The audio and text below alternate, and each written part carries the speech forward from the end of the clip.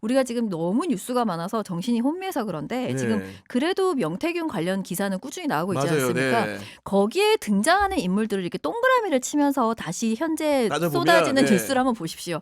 나 지금 이거 미친 듯이 막지 않으면 나 큰일 나요! 라고 말하고 있습니다. 지금 내면으로 소리를 지르고 있어요. 그래서 그거 생각하면서 뉴스를 보시면 그렇게까지 분노하거나 막 이렇게 하지 않으실 수 있다. 네. 그러니까 실제 이제 현실 정치를 우리 원장님 너무 잘하시니까 여쭤보고 싶은 건데 지금 일부에서 그런 얘기도 하더라고요. 그러니까 그 김건희 특검법에서 굳이 뭐 이제 여당 관련된 부분을 적시할 필요가 있냐. 예를 들면 네네. 뭐 아니어도 이제 사실은 인지가 되면 수사하는 부분이 있으니까 네. 굳이 적시할 필요가 있었냐. 그리고 내란죄 이제 특검법 관련해 가지고도 굳이 동조한 여당 의원들을 특검법 안에 법안으로 구성할 필요가 있었냐는 지적들이 나오면서 그걸 빼고 입법을 하자. 뭐 이런 얘기가 일부에서 조금 나오는 것 같아요. 뭐 그거 해도 돼요. 네. 솔직히 말씀드리면은 더 극단적으로 저는 김건희 특검법 지금 안 해도 돼요.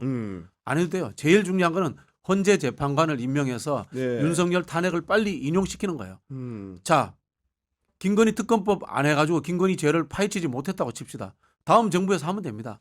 다음 정부에서 특검법이 뭐 공소시효 지났다고 칩시다. 특별법이라도 만들면 됩니다. 옛날에 YS가 전두환, 노태우 5.18 관련해서 단죄할 때 공소시효를 없애는 특별법으로 단죄했습니다. 네. 그 전에 무슨 이야기했습니까? 공소시효 지났고 성공한 쿠데타는 처벌할 수 없다. 이따위 이야기했잖아요. 맞아요. 네. 특별법 만들면 다 가능합니다. 그리고 사실 윤석열 정부의 죄를 파헤치는 문제는 저는 차기 정부 4년 동안 다 해도 다 못할 것 같아요. 워낙 방대하기 때문에 결국은 이건 뭐냐면은 윤석열을 대통령 자리에서 끌어내리는 것. 네. 그리고 윤석열과 반대 진영에 이 반대 진영이라 하면 제가 봤을 때는 민주당도 반대 진영이고요. 보수도 제대로 윤석열을 버리고 재구성이 된다면 여기도 반대 진영일 수 있습니다. 정권을 잡는다면은 윤석열은 무조건 단죄될 수밖에 없습니다. 네. 그렇기 때문에 지금의 법률 한두 개가 중요한 것이 아니라 헌법재판관 임명을 통한 탄핵이 가장 중요하고 그 결정적인 여론 작업을 해주는 것이 윤석열 체포다. 이렇게 저는 네. 매듭을 짓고 싶어요. 근데 이제 국민의힘 여당이 계속 이렇게 강고하게 대응 태세를 취할 것으로 보이는 게 결국 비상대책위원장을 누구를 했습니까? 그쵸? 권영세로 했죠. 아 진짜 굉장하다. 아니 지금 권영세 이게 무슨 일인가 싶은데 네. 저는 권영세를 하면서 언론에서 나오는 그 제목에 저는 좀 지적을 하고 싶은데요. 어떤 겁니까? 네, 기자님. 너무 긍정적으로 써줬더라고요. 굉장히 노련한 정치인, 지금 안정을 가져올 수 있는 정치인이라고 제목을 딴 기사가 쏟아지더라고요. 그러면 저는 늘 어떤 고리점을 저는 두고 싶냐면 기사를 제목만 보거나 권영세가 누군지도 모르는 사람들이 너무 많다. 정치 고관여층만 세상에 사는 것이 아니지 그렇죠. 않습니까? 네. 그리고 조기 대선이 예상되는 상황인데 그런 분들은 뭐지? 지금 혼란해서 좀 뉴스를 찾아볼까? 권영세? 이 사람이 굉장히 노련하고 안정된 정치인이야라고 생각한단 말입니다.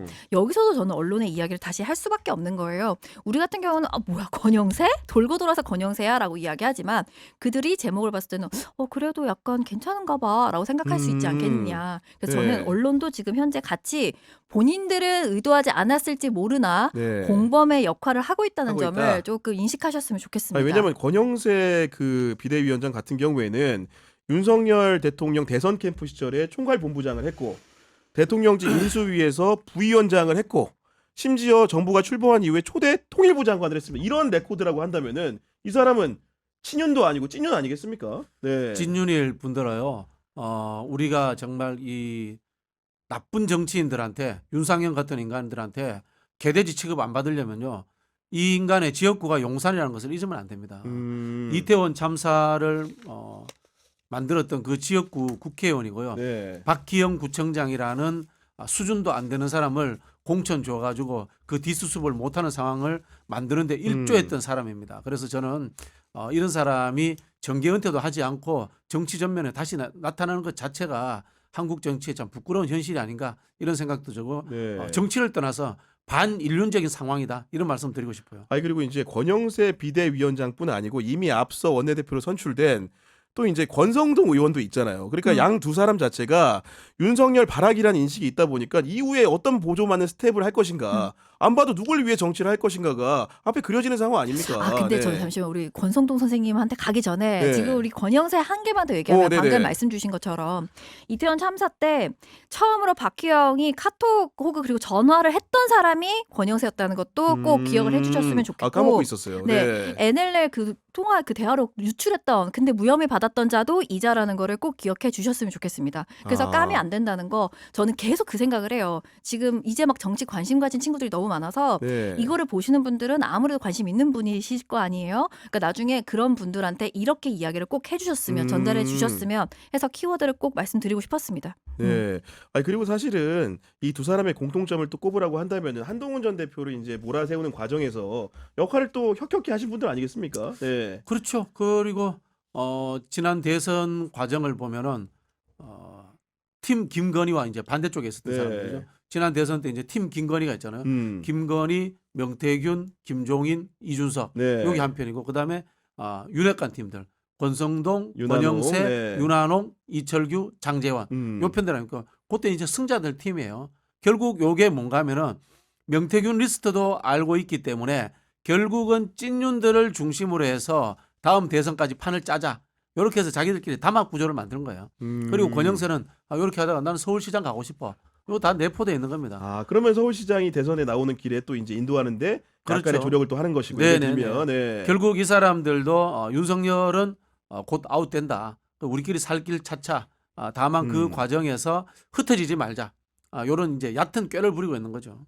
아니 오늘 또 이제 조간 보니까 이 권영세 비대위원장이 그 내란 사태와 관련해 가지고 대국민 사과를 한다고는 하는데 당장 이제 그 인식틀이 어떻게 생기냐면은 그러면 계엄 해제할 때 투표했냐 안 했냐 안 했더라고요, 기자님. 네. 아 근데 뭐 사과도 좋고요. 지금 플래카드 서울에는 보니까 뭐 민심을 어떻게 하겠습니다. 뭐 고개 숙여 사과드립니다. 뭐 이런 플래카드를 잔뜩 걸던데 사과 됐고요. 그 내란 종식이 국정 안정의 시작이라는 점부터 인지를 좀 하셨으면 좋겠다.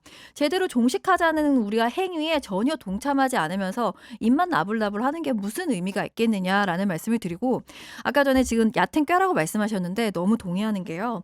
박수영 그 부산의 의원 네. 그 페이스북을 봤더니 선관위랑 막 엄청 시끄러웠지 않습니까? 그래도 이재명은 안 됩니다. 막 이런 현수막 걸겠다고 시끌시끌했잖아요. 결국은 그렇게 시끄럽게 하더니 걸었더라고요. 그러고서 괄호쳐서 선관위가 인정한 그래도 이재명은 안 됩니다라고 플래카드를 걸었던데 야. 아주 얕은 깨고 좀 멍청이 같은 짓인 게 뭐냐면요.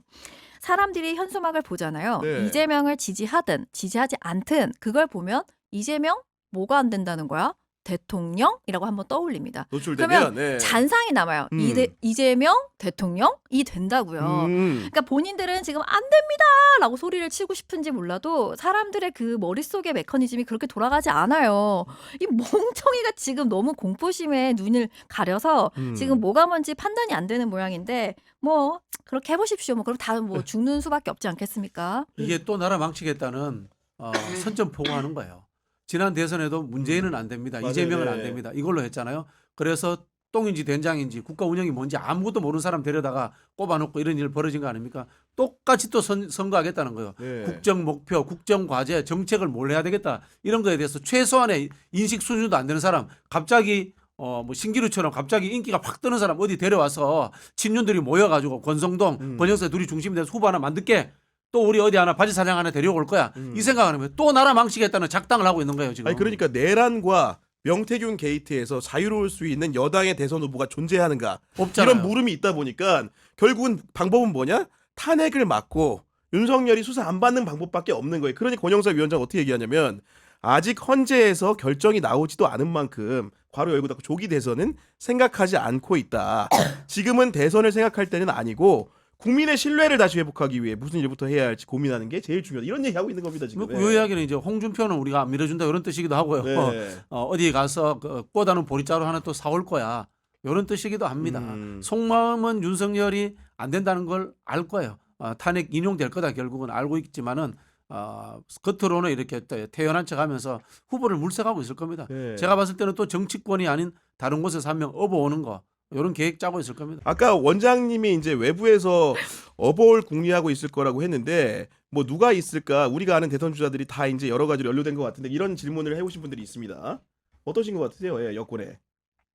업어올 것 같아요. 업어올 것 같아요. 네. 일단 홍준표, 오세훈, 이준석까지 저는 명태균 게이트로부터 자유롭지 못할 것 같아요. 네. 그래서 또 정치 모르는 사람, 그래서 머리 굴린다면 아마 경제관료 출신들이라든가 네. 이런 사람들 하나 데려올 궁리할 것 같아요. 네. 저는 개인적으로 궁금한 게 이준석 의원이 굉장히 빨리 대권 출마 선언을 지금 하고 있거든요. 그 배경이 분명히 그분이 머리가 빨리빨리 돌아가는 분이기 때문에 동기가 있을 것 같아요. 기초자님 보기에는 왜 이렇게 빨리 선언했다고 보십니까? 이 이준석이 머리가 빨리빨리 돌아가는 거는 맞는데요. 그 스케일이 굉장히 작아요. 찻잔 안에서 빨리빨리 움직입니다. 그래서 그 속도만 보고 이준석은 약간 젊은인가? 우리가 희망을 좀 걸어도 되나라고 네. 착각하는 기간이 좀 있었는데요. 이준석이 하는 행태가 이제 하나하나 드러나면서 그 누구보다도 노회한 정치인의 행태를 보이지 않았습니까? 그래서 제가 이준석을 이제 늘 보면서 이번에는 저자가 왜 대통령 선언을 빨리 했을까? 지금 대통령이 아직 내려오지도 않았는데 맞아, 왜 네. 벌써 했을까라고 생각했을 때 저의 그냥 근거 없습니다. 뇌피셜 조금 뇌피셜로 얘기 됩니까? 좋습니다. 네. 저는 이준석이라는 사람이 명태균과 뗄 수 없다고 생각합니다. 그래서 명태균에게 메시지를 보낸다고 생각을 해요. 왜냐하면 명태균은 자신이 한 사람한테 붙어서 본인이 나올 수 없으니 세상으로 나올 수 없으니 본인이 뒤에서 킹메이커를 하고 싶어 하는 자였잖아요.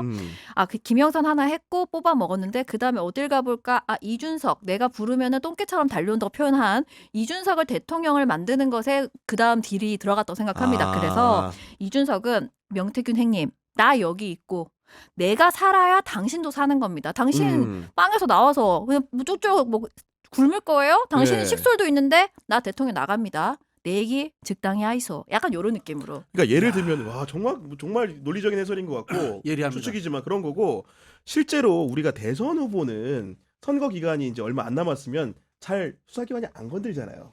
네. 그래서 홍준표나 이준석 같은 사람이 네. 검찰은 대통령 선거에 개입하지 마라. 더 이상 그러니까, 수사를 네. 활용하여 특정 정당에게 유리한 쪽으로 끌고 가지 마라. 이런 이야기 기자회견할 수 있습니다. 즉 홍준표가 앞뒤가 하나도 안 맞잖아요.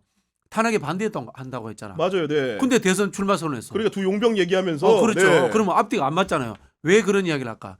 명태균 게이트 수사가 속도를 내면은 본인이 대선 못 나갈 수도 있다. 저는 그런 생각을 한 것 같아요. 그래서 차라리 조기 대선 가자. 조기 대선에 가서 명태균 게이트가 터져 나오기 전에 승부 보자. 이런 생각할 수 있는 거예요. 이준석도 똑같은 생각할 수 있고 우리 기초자 선생님 말씀처럼 이준석 입장에서는 내가 대통령 될 가능성이 있으니까 명태균 씨 내 이야기는 하지 마세요. 네. 라는 신호를 준다. 이렇게 해석도 아니 가능합니다. 그런 말씀 들어보니까 사실은 지금 여권이 뭔가 단결해가지고 꼭꼭 지키려고 하는 것 같은데 그 안에 이해관계는 훨씬 더 다층적인 것 같아. 지금 그렇지 않습니까? 한동훈도 맞습니다. 전혀 딴 생각이다 지금 솔직히 얘기해서 그렇잖아요. 네. 그 명태균 녹취록이 나올 때마다 저는 이게 너무 당연해서 이제 이야기하기도 좀 부끄러운데요. 국민이란 단어 나오는 거 보셨습니까? 단 한 번도 없어요. 단 한 번도. 그냥 그 자리가 났을 때 내가 그 자리에 꽂히기만 하면 그 꽂히는 힘은 누구든 상관없습니다. 명태균이 여론 조작을 했던 데이터든 아니면 그게 쿠션 먹어서 김건희한테 가서 그 꽂히든 상관없어요. 그 자리에 내가 가면 나는 되는 겁니다. 내 배지는 붙는 거예요. 내 인생은 편안한걸요. 그것만 생각하고 각자를 볼 때 본인들의 욕구를 살피면은 이게 굉장히 복잡해 보이지만 의외로 굉장히 단순해 보인다. 야, 그러니까 라는 생각이 들더라고요. 여기서 이제 한동훈 한 번 더 끄집어내면은 한동훈 전 대표 같은 경우에는 지금 권영세가 비대위원장 되는 순간 여러 생각이 들었을 겁니다. 일단 이 당에서 내가 후보할 수 있을까? 그런 생각 안 하겠습니까? 솔직히 말해서 못하죠. 문제는 지금 윤석열과 그다음에 권영세, 권성동 등이 당의 분위기를 굉장히 오른쪽으로 더 밀고 가버린 맞아요. 거예요. 네. 그러면은 이 아스팔트의 영향을 받는 15%가 대선 후보를 결정해 버립니다. 그러면은 어떻게 됩니까? 대통령 선거가 탄핵 찬성 대 반대 프레임에 내몰려 버려요. 완전히 가둬지는 거죠. 그렇죠. 네. 이 탄핵 반대파가 선출한 후보는 30%를 넘을 수가 없어요. 그럼 중앙의 20%는 어떻게 되냐? 비어버립니다. 근데 이 중앙의 20%를 차지하려면은 당 밖으로 나와야 되거든. 맞아요. 네. 근데 당 밖으로 나오면은 3자 구도가 되고 군소 후보가 될 거거든. 이게 정말 지금 한동훈이라든가 유승민이 처한 하나의 딜레마적 갈등 상황일 상황이다. 수밖에 없을 겁니다. 그래서 제가 예측하는 것이 권영세라든가 권성동이라든가 이 똘똘 뭉쳐 있는 청년들이 네. 탄핵의 찬반과 관련 없는 사람을 후보로 찾으려고 잔머리 굴릴 것이다. 네. 저는 이렇게 예측을 합니다. 알겠습니다. 듣다 보니까 굉장히 공감하는 말들이 많은데 그리고 요거 좀 얘기하고 싶어요. 그 노상원 정 사령관. 그러니까 물론 이제 그 점 얘기를 자꾸 하는 거에 대해 가지고 사람들이 너무 가벼워 보이고 본질이 아니다고 하지만 실제로 너무 모속과 관련된 일들이 많기 때문에 노상원이라는 사람도 뭔가 이 계엄이라는 데서 간택을 당한 이유도 혹시 이분의 그런 그 뭔가 신묘함이 있지 않았을까라는 생각을 들게 하는 거예요. 그렇지 않습니까, 아, 주주님? 예. 이게 맞습니다. 그 많은 분들이 그런 말씀을 주세요. 그거는 사실 본질과 상관이 없는데 왜 그렇게 떠들어대냐 말씀하시지만 네. 이렇게 입말이 짝짝 붙잖아요. 그러면 사람들에게 전해집니다. 야, 걔가 그랬는데 무속이랑 관련이 있었대. 이런 이야기가 전해지기 좋고요. 저는 이 사람들이 보수 세력이라고 전혀 생각하지 않지만 보수를 지지한다고 믿는 세력들에게서는요. 권위를 뺏으면 아주 우스워져 버리고 그러면 힘이 쭉 빠진다고 생각합니다. 왜냐하면 하나의 우두머리를 정하고 우두머리가 내리는 명령에 따라 쫙 움직이는 우리와 우리 민주진영과는 좀 다른 양상을 보이기 때문에 권위를 뺏는 게 굉장히 중요하다고 생각을 하고요. 계엄 이런 말 들으면 약간 무섭잖아요. 그 맞아요. 무서움 공포감을 삭제해버리고 아주 우스운 집단이었다. 그걸 움직이는 것이 겨우 저 정도의 인간 수준이었다. 군상들이었다라는 네. 걸 보여주는 건 굉장히 정확하다고 봅니다. 정확한 전략적인 지적 같아요. 아니 우리 네. 기치사 선생님 너무 탁월하셔요. 그러니까 네. 우리가 이제 보수를 구분할 때 이렇게 이야기하거든요. 민족주의, 공동체주의, 온정주의, 품격 네. 이런 이야기를 하는데 그걸 뺏으면 보수가 아닌 거. 사실 보수가 아닌 겁니다. 그러니까요. 네, 그리고 노상원 씨는 정말 중요한 인물입니다. 윤석열의 계엄이 애초에 합법적 계엄을 준비한 것이 아니라 원래 쿠데타를 준비했다라는 증거가 노상원이에요. 민간인이잖아요. 민간인이죠. 민간인이 군을 지휘하려고 하잖아요. 네. 이게 뭡니까? 쿠데타인 겁니다. 군사 반란인 겁니다. 그렇죠. 지금 있잖아요. 육군 참모총장의 지휘를 받은 사람, 그다음에 김용현의 지휘를 받은 사람보다 노상원의 지휘를 받은 사람들이 더 법적으로 형량이 커질 수 있습니다. 맞아요. 네. 이게 군사 반란이 확실하거든.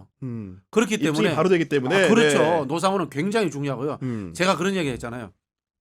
노상원이 만약에 어떤 단체를 가지고 모임을 가지고 있었다. 그리고 이 단체에 목적이 있었다. 이미 반국가 단체가 되는 국가보안법. 거예요. 국가보안법 적용됩니다. 네. 국가보안법은 일반 내란죄 형법보다 훨씬 더 형이 세고요. 특별법이기 때문에 우선적으로 수사 대상이 되고 광범위해집니다. 그런 식으로 적용이 된다면 저는 아마 수천 명이 감옥 가는 상황이 벌어질 수도 있습니다. 그러니까 이분이 전북 군산시에 있는 무속인을 찾아가가지고 상담한 내용을 보면은 결국 그 권력 의지가 백일하에 드러납니다. 어떻게 하냐? 김용현 전 장관의 사주를 봐달라고 하면서 내가 청와대에 다시 들어가려면 김용현이 잘 돼야 돼. 그 얘기 뭡니까? 민간인인데 이 일이 잘 마무리되면 내가 권좌에 큰 자리를 한다는 거 아니겠습니까? 그게 군사 반란인 겁니다. 그러니까요. 예. 명백하게 그런 부분들이 입증이 되는 부분들이 있는 거고 심지어 저 이것도 웃겼어요. 그러니까 보도가 나와서 아시겠지만은 김용현 사진 보여주면서 이자는 배신할 상인가 아닌가 이거 물어보지 않습니까 지금? 아니 서로 네. 서로 그렇게 믿지도 못할 거면서 이 짓을 왜 한 겁니까? 그러니까 네. 그리고 너무 재밌었던 게 본인의 그 노상원이 사조직을 구성할 때 전라도 사람을 빼라고 그러니까, 이야기했다잖아요. 네. 근데 굳이 본인은 왜 군산까지 그렇게 여러 차례 갔습니까? 그러니까 네. 아주 우습기가 이루 말할 수가 없다. 그런 생각이 듭니다. 네. 아무튼 이렇게 똑같은 부류의 인간들이죠. 셋 다 똑같은 인간인 게 문재인 대통령 앞에 가서 내가 검찰 개혁 잘할 테니까 검찰총장 시켜달라고 거짓말한 사람이 누굽니까? 출세주의자 아닙니까? 맞아요. 네. 그다음에 김용현도 문재인 정부의 사성 장군이 되기 위해서 굉장히 그랬다면서요. 노력을 합니다. 네. 이 사람도 똑같습니다. 개인의 출세에 목을 매는 사람들이고 그 과정에서 상대 뒤통수를 쳐도 되는 거예요. 똑같은 사람들끼리 모여 있으니까 서로를 의심하는 겁니다. 네. 그래서 점을 봐서라도 확인하고 싶었다. 이렇게 해석이 될 수밖에 없어요. 아니 근데 그 수첩에 나온 내용들이 다 실현되지는 않았지만 예를 들면 백령도 작전 이런 거 나오잖아요. 결국은 이제 배 태워서 가다가 뭐 사살하는 시나리오 아니야? 뭐 이런 의혹을 받고 있는데 정말 이런 건 좀 끔찍하지 않습니까? 너무 끔찍하고요. 이거를 음모론이라고 조선일보 같은 데서는 지금 끊임없이 이렇게 나라가 혼란할 때 음모론으로 자신의 이익을 취하려는 뭐 세력이 진보 있다. 진영 네. 이런 식으로 계속 사설이나 이런 게 나오더라고요. 좀 돌려드리고 싶은 게 지금 나라를 혼란하게 만든 세력은 누구냐라는 그런 근원적인 질문을 다시 던지고 싶어요. 조선일보나 특정 언론들에게. 그래서 마치 그 플래카드도 그렇고 이재명만 안 된다는 둥 뭐 국정 안정을 시키려는데 왜 너넨 자꾸 혼란하게 하려고 하느냐라고 떠드는 당신들에게 다시 돌려주고 싶다. 우리는 자고 있었고 우리는 그냥 편안한 일상을 보내고 있었는데 자는 우리를 깨워서 두들겨 팬 게 누구냐. 그래서 그 두들겨 팬 자들을 어떤 의도로 누가 누구의 지시로 어떻게 두들겨 팼느냐를 물어보는데 자꾸 입을 다물라고 말하는 자가 누구냐. 자꾸 말로써 그렇게 우리 눈을 가리려고 할 때는 굉장히 심플하게 생각하는 것이 우리에게 훨씬 도움이 된다라는 아니 생각이 그리고 듭니다. 허무맹랑하다도 주장하는데 계엄도 그렇게 허무맹랑하다면서요. 맞습니다. 이 얘기 됐잖아요. 장관 맞습니다. 자체가 그런 일들이 21세기에 어떻게 있냐면서요. 네, 근데 그거 네. 생각하고 다시 돌려봤더니 김용현 이자가 국회에서 하는 말들 그 욕을 섞어 쓴다거나 네. 아니면 전두환 같다 차지철 같다 했더니 고맙습니다 이렇게 비꼬는 음. 모습들이 그렇게 무서운 생각을 하고 있었구나. 그리고 속으로는 이 너네 사람들이 다 두고 보자. 표로서 네. 그 자리에 앉혀놓은 국회의원들을 얼마나 우습게 보고 있었는가라는 생각이 음. 들면서 더 섬뜩하더라고요. 아, 그러니까 김용현 전 장관이 국회에 출석해서 국회의원들 바라보면서 곧 있으면 너희들의 운명은 어떨 거란 예단을 하지 않았겠습니까? 그렇죠. 네. 잡아다가 뭐 쳐넣어 버릴 건데 그런 생각을 하는 건데요. 여인영이라는 방책사령관이 전두환 사진을 걸었다잖아요. 김용현도 그런 이야기를 했지 네. 않습니까? 그리고 윤석열도 한번 생각을 해보세요. 내가 대통령이지만 임기를 끝내더라도 김건희 문제로 수사받을 수 있을 것 같다. 그럼 이 문제를 영구적으로 해결하는 방법은 뭐냐? 내가 전두환, 노태우, 그다음에 박정희처럼 쿠데타를 해서 네. 영원히 대통령 노릇하면 돼. 그렇죠. 아니면은 내 졸병 한 명 노태우처럼 대통령 시키면 돼. 이런 식의 생각을 했던 겁니다. 군사 쿠데타를 통해서 권력을 영구적으로 누려야지만 내 가족은 안전해. 이게 똑같이 맞아요. 맞아 떨어진 네. 거고 김용현 입장에서는 삼성 장군밖에 못했는데 장관 시켜주니까 얼마나 고마워요. 근데 이러다가 내가 윤석열 뒤에 총리도 할 수 있는 거 아니야? 아니 그렇죠. 이런 네. 생각하는 겁니다. 뭐 후임 대통령이라고 왜 못하겠어? 네. 마찬가지입니다. 노상훈도 그러다가 네. 내가 대통령이 될 수도 있어. 그렇죠. 군사 정권이면은 이런 출세욕들과 개인적 욕망들이 버무려져 가지고 이런 내란 사태를 만들어낸 거죠. 네, 저희가 성탄절 이렇게 풍성한 정치 이야기하고 있는데 오늘 기추아 씨가 특별히 준비해온 그 하나 얘기가 있어서 그 얘기 좀 들어보겠습니다. 네, 맞습니다. 예, 성탄절에 어떤 마음을 좀 나누고 싶은 분들이 계실 것 같아서 제가 조금 따뜻한 소식을 가져와 봤는데요. 이 남태령에서 이제 많은 시민분들이 함께 마음을 나누고 연대하는 모습을 보여주지 않았습니까? 네. 그 연대의 마음이 그냥 거기서 끝나는 것이 아니라 이어지더라고요. 이게 진짜 세상이 진짜 저도 깜짝 SNS, 놀랐어요. 네, 네. SNS를 통해서 가짜 뉴스가 빠르게 퍼지는 것도 맞는데 SNS를 통해서 좋은 소식도 또 빠르게 퍼지더라고요. 어떤 일이 있었냐? 전태일 의료센터라는 곳이 있습니다. 여기서 내세우는 게 뭐냐? 10명이 산재를 당하면 그중에 3.5명, 그러니까 4명이 안 되는 거예요. 일터로 돌아올 수 있는 게 그 정도밖에 안 된다고 합니다. 네. 그래서 산재를 당한 노동자들이 다시 일터로 건강하게 돌아갈 수 있도록 우리가 의료센터를 만드는데 기부를 해달라. 전태일 의료센터입니다. 네. 자, 그런데 그게 계속 아무리 홍보를 해도 잘 알려지지 않아서 20%를 머물고 있었는데 이번에 남태령 모금의 기준이? 네, 예. 맞습니다. 남태령 관련 그 소식이 전해지면서 그 팔로우 하던 분들의 마음이 이번에는 이쪽으로 전해진 거예요. 그래서 그러니까요. 일주일이 지나지 않아서 40%가 넘어서고요. 야. 억 단위로 바뀌더라고요. 네. 그래서 전태일 의료센터라고 검색을 하시면 10만 원 이상을 기부하시잖아요. 네. 그러면 거기에 세워지는 벽돌에 자신의 이름이 들어갑니다. 그래서 나중에 자녀분을 데리고 엄마 아빠 이름이 여기 있다.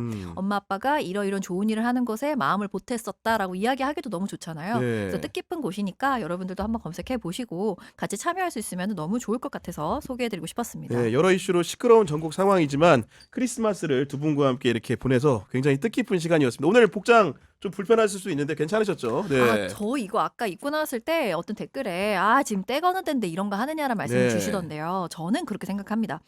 그렇죠. 마치 시국은 굉장히 불안하고 힘든 상황은 맞지만 우리는 일상을 즐겁게 살아내야 한다고 생각합니다. 네, 맞습니다. 그렇게 해야 맞잖아요. 하루 이틀 지나다가 뭐 세상이 갑자기 뭐 바뀌겠습니까? 네. 그렇지 않잖아요. 꾸준히 가기 위해서는 우리의 삶이 더 즐거워야 된다고 생각하기 네. 때문에 성탄절이면 뭐 이런 옷 입을 수 있는 거 아닙니까? 그렇죠. 네. 그리고 오늘 8시 넘으면은 케이크 반값 합니다. 그래요? 네. 지금 다 파는 거 반값해요. 그렇군요. 네. 그거 가셔가지고 사 와서 뭐 즐겁게 나눠 먹어도 되고 아니면 네. 나 혼자 즐겁게 나와 먹어도 되는 거 아니겠습니까? 그래서 좀 즐거운 시간을 보내자. 그래 잘 버티자. 그러면 이긴다 이렇게 생각합니다. 그리고 박지원 원장님 오늘 사실 기추아 씨랑 이렇게 방송 처음 해보셨는데 솔직히 대단하세요. 어떻습니까? 예. 제가 많이 배우고 네. 직관이 탁월하시다. 그러니까 직관이 탁월해요. 이런 느낌을 예. 받았고요. 금방 말씀하신 것도 네. 프랑스 대혁명 때 마리 앙뚜아네트의 목을 칩니다. 그걸 가지고 민중들이 축제를 벌립니다. 혁명은 분노와 억압에서부터 시작되지만 승리로 가기 위해서는 축제가 되어야 됩니다. 그래서 제가 노래 한 곡 부르겠습니다. 네. 체포가 답이다. 체포가 답이다. 네.